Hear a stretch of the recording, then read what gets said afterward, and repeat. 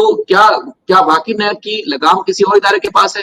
NAB صرف دکھاوے کا ادارہ ہے کہ سیاسی وابستگی جس کی تبدیل کرانی ہو یا جس سے کوئی مفاد لینا ہو یا جس کو سبق سکھانا ہو تو نیب سے تحقیقات کا آغاز کرا دیں اور اس کے بعد پھر وہ مجبوراً دوسری طرف چلا جائے گا، وہ پھر صاف ستھرا دودھ کا دلہا بھی ہو جائے گا۔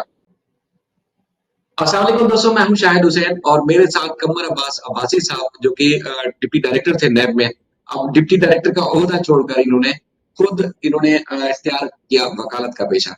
نیب کی اچھی پوسٹ پہ تھے اور بڑے بڑے لوگوں کی ہوائیں اڑ جاتی تھی، اور نہ صرف سیاست دانوں بلکہ بیوروکریٹس کے ساتھ ساتھ بڑے معروف بلڈرز کے خلاف بھی انہوں نے تحقیقات کی، اور جو آپریشن رہا نیب کا یا اس کے علاوہ دیگر جو آپریشنز ہیں اس میں بھی ان کا جو کیسز کی انویسٹیگیشن کے حوالے سے بڑا نام رہا اور بڑے ہائی پروفائل کیسز کیے، کون سے کیسز کیے اور ان کا نتیجہ کیا نکلا اس پر بھی بات ہوگی، اور نیب کو چھوڑ کے وکالت کا پیشہ کیوں اختیار کیا وہ بھی ان سے بات کریں گے۔ سر آپ کا بہت شکریہ، آپ نے اپنا قیمتی وقت دیا۔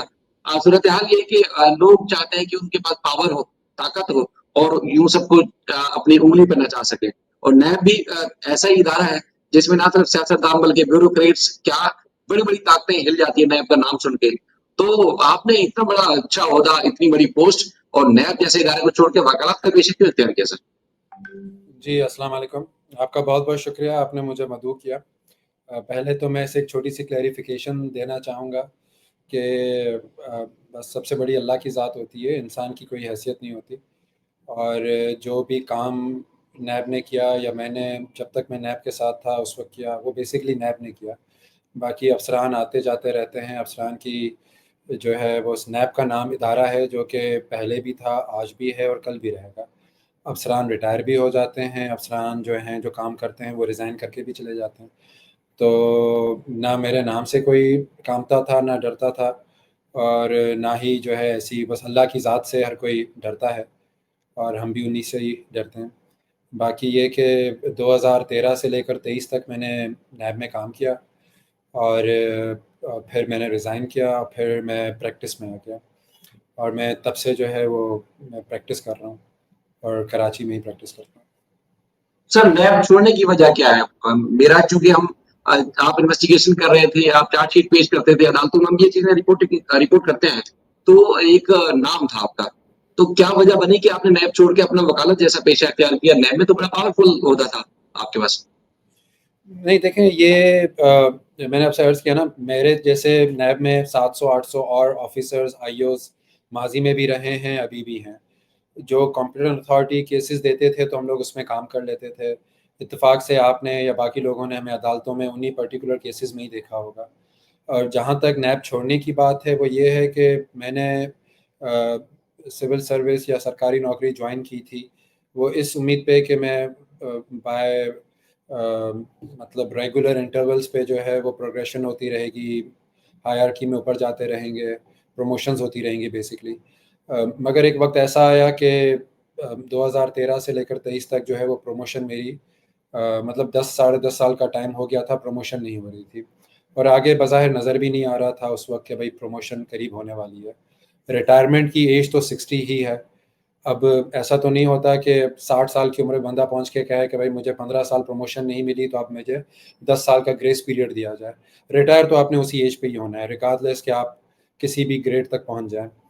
تو پھر اور ایک گریڈ میں آپ ایک حد تک مطلب آگے آپ بڑھ سکتے ہیں یا جا گروتھ ہو سکتی ہے، پھر اس کے بعد وہ گروتھ بھی ختم ہو جاتی ہے۔ تو میں نے بس یہی فیل کیا کہ، اور مشورے بھی کیے اس کے اوپر، انٹرنل بھی کیے اور آؤٹ سائڈ بھی کیے، فیملی میں بھی کیے اور کولیگس کے ساتھ، سینئرس کے ساتھ، دوستوں کے ساتھ، سب کے ساتھ کیے کہ بھائی اب جو ہے ایج تو بڑھتی جا رہی ہے ظاہر ہے، اور لیکن یہ کہ پروموشنز جو ہے وہ ہیں نہیں، تو ایک گریڈ میں بندہ کب تک بیٹھے گا؟ تو اور جتنا اسکوپ آف ورک اس گریڈ کے اندر ہوتا ہے وہ اسکوپ آف ورک ظاہر 10 ساڑھے 10 سال کی عمر میں وہ بھی مطلب کر لیا تھا سارا۔ تو بقیہ کی جو ریٹائرمنٹ تک کی ایج ہوتی پھر وہ اتنی زیادہ مجھے attractive in that sense progress کے حوالے سے نظر نہیں آ رہی تھی۔ تو پھر میں نے انڈیپینڈنٹ فیصلہ کیا کہ اور جو ہے کہ میں ریزائن پٹ اپ کر لوں، اور تو پھر میں نے ریزائن پٹ اپ کیا اور پھر میں مطلب وکالت میں آ گیا۔ میرے پاس آلریڈی وکالت کی ڈگری تھی، LLB کی تھی، اور again I'm thankful to NAB basically, جن سے میں نے بہت کچھ سیکھا، جو 10 سوا 10 سال کا عرصہ میں نیب میں رہا، تو میں نے ان سے بہت کچھ سیکھا. اور وہ ایز اے پیرنٹ ڈپارٹمنٹ کہہ دیں، ایز اے مینٹور کہہ دیں، اور انہوں نے جو ہے مجھے مطلب جو کچھ بھی میں سیکھا وہ نیب سے ہی سیکھا. تو پھر میں نے یہ آئیڈیا لگایا کہ وکالت میں چونکہ ایک انڈیپینڈنٹ پریکٹس ہوتی ہے، آپ کے پاس گروتھ کا بہت زیادہ چانس ہوتا ہے، کوئی ہائرارکی ایز سچ نہیں ہوتی. ایسا نہیں ہوتا کہ آپ 17 گریڈ میں آئیں اور 7 8 سال 9 سال آپ تب تک پروموٹ نہیں ہوں گے جب تک اوپر آپ کو سیٹ اویلیبل نہیں ہو. وکالت میں آپ کے اچھے 2 4 کیسز ہو جاتے ہیں تو آپ بہت سارے جو سینئر ایڈوکیٹس ہوں گے آپ ان کی لسٹ میں بھی آ سکتے ہیں. تو اس حوالے سے پھر مجھے لگا کہ یہ زیادہ شاید بہتر ہوگا، اللہ نے یہی نصیب میں لکھا ہوگا، قسمت میں لکھا ہوگا. تو پھر بس اللہ کا نام لیا اور ریزائن کیا اور اس پیشے میں آ گئے. قمر صاحب، سر 2013 سے لے کے 2023 تک دیکھا جائے تو نیب کافی ایکٹیو رہا. تو اس میں مختلف سیاسی جماعتیں، چاہے وہ پیپلز پارٹی تھی، نون لیگ تھی، یا دیگر سیاسی جماعتوں کے ساتھ ساتھ مختلف جو دیگر بلڈرز تھے یا بیوروکریٹس تھے ان کے خلاف بھی سمجھ لیں کہ بڑا ایک آپریشن جیسا ایک ماحول رہا. تو آپ ذرا فرمائیے گا کہ کون کون سے کیسز تھے جو آپ کو یاد رہے ہوں، اور مجموعی طور پر کتنے کیسز کی آپ نے انویسٹیگیشن کی، سزائیں ہوئی نہیں ہوئی، ان کا نتیجہ کیا نکلا؟ اچھا دیکھیں، پہلے تو اس پرسیپشن کو شاید میں چونکہ اب میں نیب کا پارٹ اینڈ پارسل نہیں ہوں تو میں ان کا اسپوکس پرسن بھی نہیں ہوں، پر چونکہ میں نے اپنی زندگی کے 10 سال جو ہے میں نے نیب میں گزارے، تو میں یہ ضرور کہنا چاہوں گا کہ کوئی ایسی کیمپین نہیں تھی جیسے آپ کے سوال میں ریفلیکٹ ہو رہا ہے کہ کسی پرٹیکولر اینٹیٹی یا پرٹیکولر ادارے یا پرٹیکولر گروپ کے حوالے سے جو ہے وہ کیمپین چلائی گئی ہو. بیسیکلی نیب کا جو کام تھا وہ بڑا اسٹریٹ فارورڈ ہوتا تھا. کمپلینس ریسیو ہوتی تھیں اور کاگنیزنس لیا جاتا تھا، اور پھر اس کے حوالے سے انکوائریز جو ہیں وہ آتھورائز کی جاتی تھیں. مجھ سمیت اور جتنے یہاں پر آفیسرس تھے سارے قابل، سب کو انکوائریز آتھورائز ہوئیں. آپ نے بہت سارے لوگوں کو دیکھا ہوگا، بہت سارے آفیسرس کو ابھی بھی دیکھ رہے ہوں گے. اور جو ہے تو وہ اب کس کو کیا کیس ملا، کس کو کیا کیس ملا، تو وہ حوالے سے جو ہے مجھے بھی کچھ کیسز وغیرہ مل گئے، اور وقتاً فوقتاً ملتے رہے ایک کے بعد دوسرا یا پھر تیسرا. تو اتنا زیادہ میں نے کیسز ٹو بی آنیسٹ اگر دیکھا جائے تو شاید نہیں کیے ہوں گے. ٹوٹل اگر کیسز میں نے اگر کیے بھی ہوں تو میں نہیں سمجھتا کہ کوئی اتنے زیادہ ہوں گے. بٹ جو کیسز وقتاً فوقتاً مجھے اسائن ہوتے رہے، کیونکہ ہمارا اس کے اندر کوئی رول نہیں ہوتا تھا کہ مجھے کون سا کیس دو. جو کمپیٹنٹ اتھارٹی بہتر فیل کرتی تھی، جو ان کے پاس پول ہوتا تھا آفیسرس کا، آئی اوز کا، تو وہ ان کو پھر availability of the workload کے کیا اویلیبلٹی ہے اور کیا ورک لوڈ آلریڈی ہے، یا کیا تھوڑی بہت ایکسپرٹیز کس فیلڈ کے اندر آلریڈی ہو چکی ہے، تو اس حوالے سے پھر وہ کیسز اسائن ہو جاتے تھے. مجھے بھی ایسے ہی کیسز اسائن ہو گئے. تو اور کون کون سے سر لوگوں کے خلاف آپ نے انویسٹیگیشن کی؟ سیاستدانوں کے خلاف انویسٹیگیشن زیادہ آئی، بیوروکریٹس کے خلاف آئی، بلڈرز کے خلاف آئی، کس کے خلاف آئی تھی انویسٹیگیشن آپ کے پاس؟ میرے خیال سے مکسڈ تھا، ایسا کوئی نہیں تھا. میں نے آپ سے عرض کیا نا کہ میرے پاس ایسا نہیں ہے کوئی میں نے 50 100 کیسز کیے ہوں، تو میرے پاس کوئی مشکل سے شاید گنتی سے اگر کیے بھی ہوں گے تو 12 15 کیے ہوں گے ملا جلا کر ٹوٹل. اور کیونکہ وہ کیسز کی جو ہے وہ تو اس حوالے سے میں یہ نہیں کیٹیگرائز نہیں کر سکتا. بس آپ سمجھے کہ مکس پول ہوتا تھا، اس میں کیسز وغیرہ کچھ مس یوز کی اتھارٹی کے ہوں گے، کچھ کسی اور سے ریلیٹڈ وغیرہ ہوں گے، تو بس وہ کیے. اور سارے پھر پبلک تھے، عدالتوں میں گئے، ساری چیزیں ہوئی اس کے اندر. سر نیب ایک ادارہ، بحیثیت ادارہ، کیا واقعی خوف کی علامت سمجھا جاتا ہے؟ کیونکہ بڑے بڑے سیاستدان ہمیشہ یہ بات کرتے ہیں ہمیں کہ نیب کو ختم ہونا چاہیے.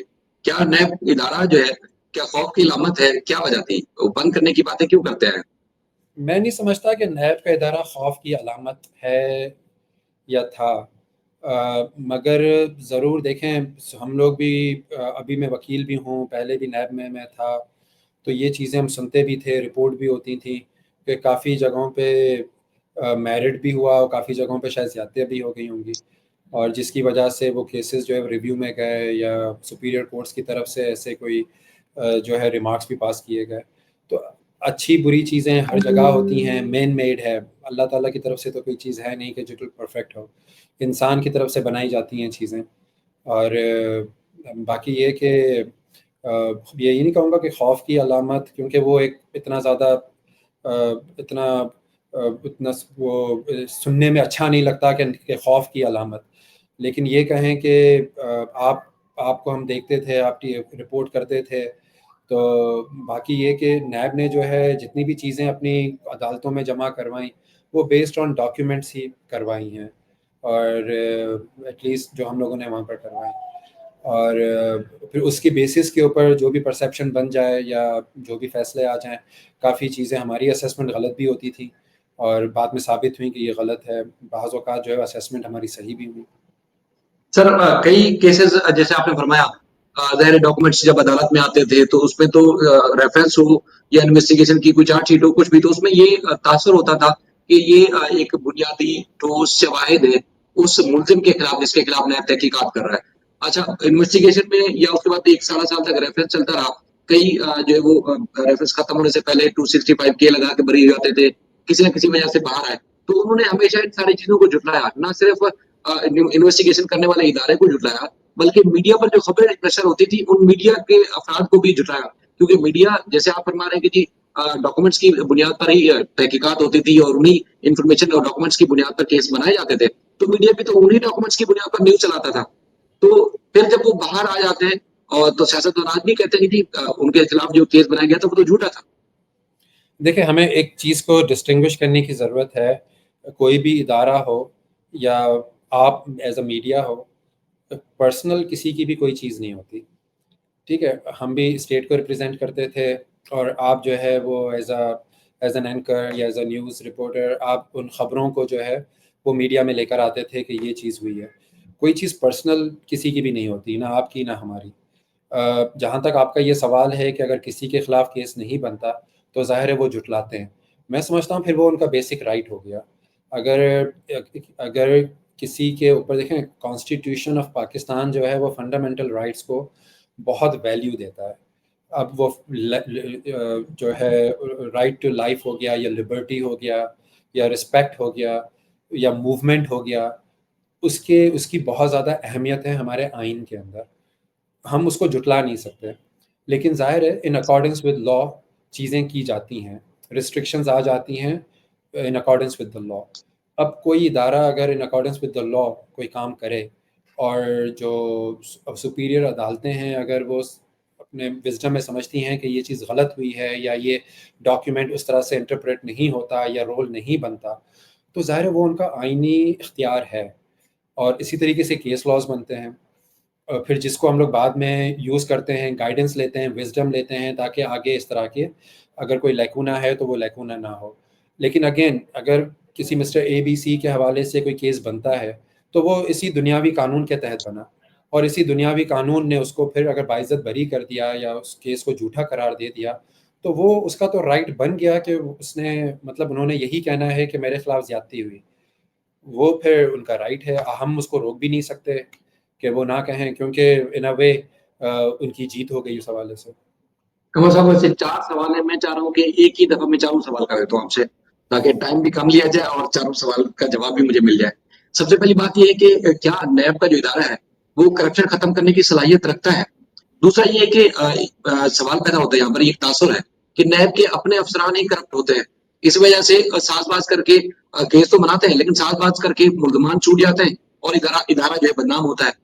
اس کے بعد پھر تیسرا جو میرا سوال ہے اسی سے ریلیٹڈ کہ یہ بھی تاثر قوم میں پایا جاتا ہے، عوام میں پایا جاتا ہے، سیاستدان ہی ظاہر بار بار لوگوں کو بتاتے ہیں کہ نیب جو ہے اس کی لگام کسی اور ادارے کے ہاتھ میں ہوتی ہے، نیب تو صرف سیاسی وابستگیاں تبدیل کرنے کے لیے استعمال ہوتا ہے اور استعمال ہو رہا ہے. تو ان تینوں چاروں باتوں کا آپ کیا جواب دیں گے؟ کیونکہ آپ وکیل بھی ہیں، آپ پاکستانی بھی ہیں اور خاص طور پر آپ چونکہ سابق نیب کے افسر رہے اور آپ نے تمام سیاستدانوں کے، چونکہ نام تو اب نہیں لیں گے کیونکہ آپ نے وکالت کرنی ہے، لیکن آپ نے تمام بڑی شخصیات کے خلاف انویسٹیگیشن کی ہے جس کی ہم رپورٹنگ کر چکے ہیں اور اب تک کچھ کیسز پینڈنگ بھی ہیں. سر آپ کا پہلا سوال کیا تھا؟ میں یہ پہلا سوال بھول گیا آپ کا. پہلا سوال یہ ہے کہ کیا نیب کا جو ادارہ ہے وہ کرپشن ختم کرنے کی صلاحیت رکھتا ہے، ملک میں کرپشن ختم کر دے؟ میں یہ پورے وثوق کے ساتھ کہہ سکتا ہوں، جتنی میری ایسوسیشن نیب کے ساتھ رہی ہے، نیب بالکل ایک پاورفل ادارہ ہے جس کے اندر یہ بھرپور صلاحیت ہے کہ وہ اپنے قانون کے مطابق عمل کر سکے اور اس قانون کے مطابق کرپشن یا کرپٹ پریکٹسز کو جڑ سے اکھاڑ سکے. اس کے اندر کوئی دو رائے نہیں ہے. نیب کے اندر بالکل تو تاثر یہ ہوتا ہے کہ نیب کے اپنے افسران بھی کرپشن میں ملوث ہوتے ہیں، ساز باز کر لیتے ہیں، ریفرنس بناتے ہیں اور قوم کو ٹرک کی بتی کے پیچھے لگا کے رکھتے ہیں. मुलजमान के साथ साजबाज हो जाती है, वो बरी हो जाते हैं, ये मालदौर हो जाते हैं नायब के अफसरान, ये तासुर भी है सर। देखें, ये तासुर, चूँकि मैं वकील भी हूँ, तो मैं आपको सिर्फ इसका इतना जवाब दूंगा कि इंसाफ की फराहमी हमारे आइन का तो हिस्सा है, उसके हवाले से बहुत सारे कवानीन भी बने हैं और उसी हिसाब से इदारे भी बनते हैं। At the end of the day इंसाफ जो है वो कोर्ट ऑफ लॉ की तरफ से मिलना होता है। आपका ये कहना कि नैब के अफसरान जो है वो खुलबुर्द करते हैं, मैं इस बात से बिल्कुल इत्तेफाक नहीं करता, बिल्कुल भी नहीं करता। माजी में हाँ, अगेन मैं यही कहूँगा कि दुनियावी कानून हैं, दुनियावी इदारे हैं, एक अल्लाह की ज़ात है जो परफेक्ट है, या जो अल्लाह का बनाया हुआ निज़ाम है जो परफेक्ट है, जिस पे हमारा ईमान है। कोताहियाँ होती हैं, हुई होंगी, लेकिन जो कोताही हुई होगी वो नैब ने जो है उसको रुथलेसली टैकल किया होगा। ऐसा नहीं हो सकता कि नैब को पता हो कि कोई उसका अफसर मुलविस है और नैब is looking the other way. Again मैं ये भी कहूँगा कि मैं नैब का कोई स्पोक्स पर्सन नहीं हूँ। आप मुझसे जितने भी सवालात पूछ रहे हैं वो नैब से रिलेटेड पूछ रहे हैं। मेरी अपने अंदर भी एक ज़ात है, अगर आप उस हवाले से भी पूछना चाहें तो मैं आपको उस हवाले से भी सर बता वो सकता जरूर, क्योंकि देखें हूँ। आप जो चूँकि नैब, ये एयर भी होगा और ऐसा तासुर ना जाए कि जैसे मैं नैब का स्पोक्स पर्सन होकर ये बात नहीं कर नहीं रहा सर, मैं वो हूँ। बात नहीं कर रहा, स्पोक्स पर्सन नहीं, मैं एज एक्स एम्प्लॉय समझ लें आप। मैं मैं उस सिर्फ सिर्फ एक एक एक दो चीजें, सर जो देखिए मेरे आप जो मेरा सर देखिए तजुर्बा रहा या एक्सपीरियंस आप, रहा नैब के साथ, मैं उसमें ये कह सकता हूँ कि नैब को जहाँ पता चला कि कोई उसका कोई इंटर्न, कोई ऑफिसर या कोई स्टाफ कोई मुलविस है, नैब ने उसको रुथलेसली देखा और इस पे कोई दो राय नहीं है इस पे। और सर मेरी इसके अंदर जो है वो डेटरेंस बिल्कुल नैब ने अपने इदारे में, अपने अफसरान में एक कायम की हुई है, जो कि जिसका मैं खुद मतलब चूँकि मैं 10 साल वहाँ रहा, 10 सवा 10 साल, तो मुझे आइडिया है इस चीज़ का। ये आपके दूसरे सवाल का जवाब। तीसरा सवाल आपका था? सर मेरी मेरी गुजारिश असल में ये थी कि देखें आप वकील भी हैं, आप नैब के साबिक अफसर भी हैं, आप पाकिस्तानी की हैसियत से भी आपसे तो सवाल पूछा जा सकता है, क्योंकि आपका एक्सपीरियंस है। हम ये नहीं कह रहे कि आप फलां को ब्लेम कर दें या फलां को क्लीन चिट दे दें, लेकिन जो फैक्ट्स हैं लोग जानना चाहते हैं, तो इसलिए मैंने इस किस्म के सवाल किए। लेकिन आप जवाब ना देना चाहें या नहीं ना नहीं, दें या जवाब दें तो वो आपके ऊपर है। मैंने तो जवाब दिया आपके सवाल का, जी मैंने जी, कोई जवाब। सुनिए सर। अच्छा, एक एक और तासुर है सर, एक और तासुर है, क्योंकि देखिए एक ये भी अवाम में आपने अक्सर टेलीविजन पे भी देखा होगा, सियासतदान भी ये बात करते हैं कि वो कहते हैं देखिए जी नैब ऐसा इदारा है, वो तो सियासी वाबस्तगियां तब्दील कराने के लिए भी इस्तेमाल होता है। अगर नैब के अफसर करप्ट नहीं है, किसी फायदे के लिए ये इदारा यूज नहीं होता, तो कम से कम इतना तो यूज होता है कि सियासी वाबस्तगी जिसकी तब्दील करानी हो या जिससे कोई मफाद लेना हो या जिसको सबक सिखाना हो, तो नैब से तहकीकात का आगाज करा दें और उसके बाद फिर वो मजबूरन दूसरी तरफ चला जाएगा, वो फिर साफ सुथरा दूध का धुला भी हो जाएगा। तो क्या क्या वाकई नैब की लगाम किसी और इदारे के पास है? नैब सिर्फ दिखावे का इदारा है? देखिए, ये सवाल जो है इस तरह से मुझसे बनता नहीं है, क्योंकि मैं इतने हेल्म ऑफ अफेयर्स पे कभी रहा नहीं जहाँ पर मैंने इस तरह की कोई चीज़ देखी हो। तो मेरा एक्सपीरियंस इस हवाले से नहीं है कोई भी। मैं एक 18 ग्रेड का अफसर होता था। अब 18 ग्रेड का मुलाजिम जो है वो एक, मतलब देखा जाए तो सिविल ब्यूरोक्रेसी के अंदर या नौकरी के अंदर, सरकारी नौकरी में एक बहुत ही लोअर ग्रेड के ऊपर होता है, एक लोअर स्टेज के ऊपर होता है। उसके ऊपर 19, 20, 21, 22 जो भी हैं आप उसको देखें तो एक अच्छा खासा बीच में गैप है। तो इस तरह की मेरे सामने कोई भी नहीं भी। हाँ, हम अखबार हम भी पढ़ते हैं, टीवी हम भी देखते हैं, चीज़ें हम भी समझते हैं। ऐसे इल्ज़ामात बिल्कुल लगे हैं और मैं उस इल्ज़ामात के लगने से तो डिनाई नहीं कर सकता हूँ। पर आपका ये अगर पूछें या आपका सवाल हो कि मेरे सामने कोई ऐसी चीज़ हुई है, तो वो मेरे सामने ऐसी कोई भी चीज़ नहीं है। और कि भाई किसी को की वफ़ादारी चेंज करवाई गई हो या की हो, या एटलीस्ट जो केसेस मैंने हैंडल किए होंगे, मैं नहीं समझता कि उन किसी केसेस के हैंडलिंग के अंदर या एज अ कॉन्सिक्वेंस किसी की वफादारी चेंज की गई हो। मेरी नॉलेज में ऐसी कोई चीज़ नहीं है। सर मैं अपनी असल में एक सवाल। आपकी, हम अगर जाती जाती आपकी काम के ऊपर है बात करने के लिए, क्योंकि जो हमने देखा या एक इंफॉर्मेशन है वो ये है कि आपने इदारे में 10 साल, 10.5 साल पूरी ईमानदारी से काम किया, लेकिन ईमानदारी से काम करने के साथ साथ आपके लिए रोड़े भी अटकाए जाते रहे, आपके लिए मुश्किलात भी पैदा होती रही। इसलिए एक तो ये है कि प्रमोशन ना होना एक तो बनता है कि उस वजह से आपने छोड़ दिया कि जी फ्यूचर नहीं है तो फिर मैं अपना फ्यूचर अलग से क्यों ना बनाऊं। लेकिन ये है कि मुश्किल ये भी थी कि आजादाना काम नहीं करने दिया जाता, तो इस किस्म की मुश्किल रही है कोई? देखें, again I will only speak for my self. मैंने जो 10 सवा 10 साल काम किया है, मैं नहीं समझता कोई मुझे ये कह सकता है کہ میں نے کسی کے کہنے پہ کام کیا ہو یا کسی کے کہنے پہ کام نہ کیا ہو. مجھے کوئی انفلوئنس نہیں تھا، نہ میرے پر کوئی انفلوئنس تھا. اور جس طریقے سے ایویڈنس یا ڈاکیومنٹس، جس طریقے سے انکوائری یا انویسٹیگیشن کو جس موڑ پہ لے کر جاتے تھے، وہ اسی موڑ پہ خود ہی، جیسے پانی اپنا راستہ خود بناتا ہے، یہ بیسکلی انکوائریز اور انویسٹیگیشنز جو ہیں، صرف نیب نہیں، چاہے وہ پولیس ہو، ایف آئی اے ہو، اینٹی کرپشن یا باقی ادارے، یا آپ کی جو انویسٹیگیٹو جرنلزم جو آپ لوگوں کی ہوتی ہے، آپ کے میڈیا کے اندر جو جرنلزم کے اندر ہے، وہ بھی آپ لوگ اگر انویسٹیگیٹو جرنلزم کے اگر آپ پارٹ اینڈ پارسل رہے ہیں، تو جو آپ کو ایویڈنس جہاں پر لیڈ کر کے لے جائے گا، آپ اسی سمت میں جائیں گے. تو آپ اپنا سمت الگ سے ڈائریکشن نہیں دیں گے اس کو، because you are only collecting the evidence, you are only collecting the material, and the evidence will speak for itself. تو ہمارا کام بھی وہی ہوتا تھا کہ my job was only to collect the evidence, to collect the documents, جب تک میں اس پیشے سے منسلک رہا. اور وہ پھر ہم لوگوں نے کورٹ میں ہمیشہ جمع کروائے، چاہے وہ آنریبل اکاؤنٹیبلٹی کورٹس ہوں، up to the level of supreme court of Pakistan ہو. تو یہ ہے ہمارا. سر آپ سے اگر وکالت جو کہ آپ نے شروع کی ہے تو کس قسم کے کیسز آپ لیتے ہیں؟ کس قسم کی آپ کو جو ہے وہ مہارت حاصل ہے جس میں وہ آپ کے پاس کلائنٹ آتے ہیں؟ اور دوسرا، چونکہ 26ویں ترمیم کے بعد بھی چونکہ آپ وکیل ہیں تو پھر وکالت کرنے والے جو لوگ ہیں وہ بھی پریشان ہیں کہ اب کیسز رہے نہیں ہیں، ان کو مجبوراً کئی لوگ تو یہ کہتے ہیں ہمیں یہ پیشہ بھی چھوڑنا پڑے گا. تو کیا فیوچر میں آپ وکالت بھی چھوڑ دیں گے اگر یہ جو قانون سازی ہوئی ہے، مشکلات پیدا ہوئی ہیں؟ دیکھیں جی، مستقبل کا تو کوئی بھی نہیں کہہ سکتا نا. میں صرف آپ کو اپنے بارے میں اتنا بتاؤں کہ I started my career as a civil engineer. میں نے امریکہ سے امریکہ سے میں نے سول انجینئرنگ کی ڈگری لی، اور پھر میں نے امریکہ میں کام کیا after graduation, after my degree. اور وہاں پر میں نے پھر واپس پہ پاکستان آ گیا، اور پاکستان آ کر جو ہے میں نے پھر ایک private Australian based construction consulting company جو تھی، اس میں نے ایز اے پروجیکٹ انجینئر کام کیا. 2 سال میں نے وہاں کام کیا. اور یہ جو کریک وسٹاس پروجیکٹ ہے فیز 8 کے اندر، basically I was part and parcel of mine heart Pakistan. اور right after I returned to Pakistan back in 2003 as a civil engineer, then I joined Minehart Pakistan and I worked there, and they posted me at Creek Vistas. Creek Vistas basically اس وقت ابھی شروع ہی نہیں ہوا تھا، اس کی bedding کے کام چل رہے تھے، پری کوالیفیکیشن چل رہی تھی. تو اس وقت کی مینجمنٹ نے جو ہے مجھے perhaps based on my academic اور past experience، انہوں نے مجھے جو ہے بہتر سمجھا کہ میں اس پروجیکٹ کے ساتھ، جو کہ ان کا ڈریم پروجیکٹ تھا، ایسوسیٹ ہو جاؤں. تو وہ میرا پہلا جاب تھی پاکستان میں آ کر.